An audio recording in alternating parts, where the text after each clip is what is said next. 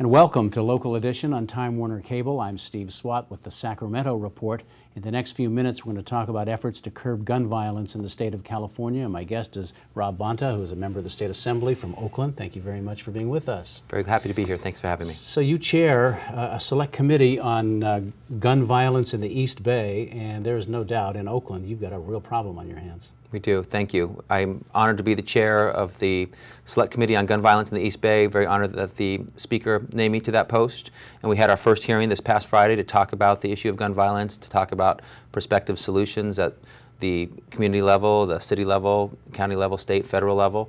And Oakland, of course, has been suffering terribly from gun violence in recent years. This past year was the highest level of gun violence in the past 6 years, 131 homicides, 12 of those were children, and we need to do something about this public health issue. You're carrying a number of bills dealing with gun violence. One of them would slap a 10% ammunition tax every time a bullet is purchased.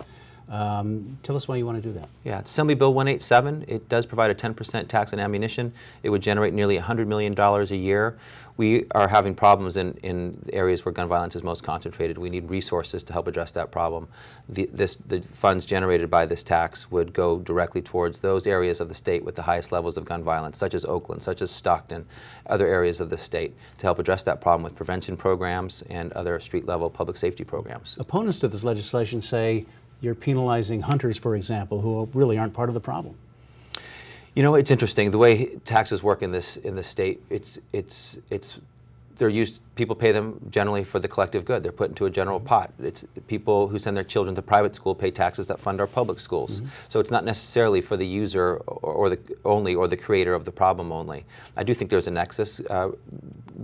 Bullets and ammunition that are legally purchased are used in crimes, property crimes using guns, as well as murders. So there is a nexus, but it doesn't have to be a perfectly tailored nexus, as some might suggest. I think that's a red herring. Do you at all fear smuggling? People going to Nevada, for example, or Arizona to buy cheaper ammo? Yeah, that's always a challenge. You know, we need to do what we can do here in this state. California has been a leader in addressing gun violence over the years. It needs to continue to be.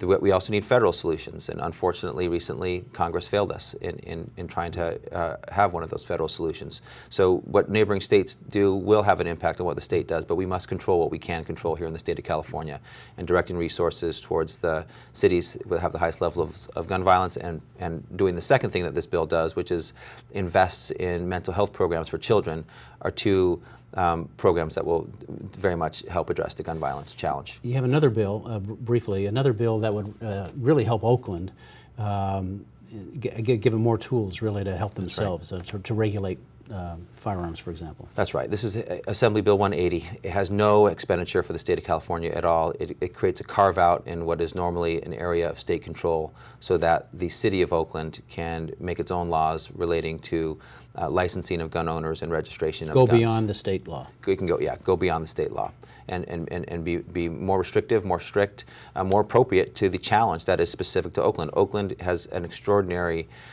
problem with gun violence, and it requires solutions that are commensurate with that problem. And they don't need to be used statewide. They can be focused on Oakland and targeted where the problem exists. So the Oakland Police Department has asked for this. The mayor of Oakland has asked for this. The city of Oakland has asked for this.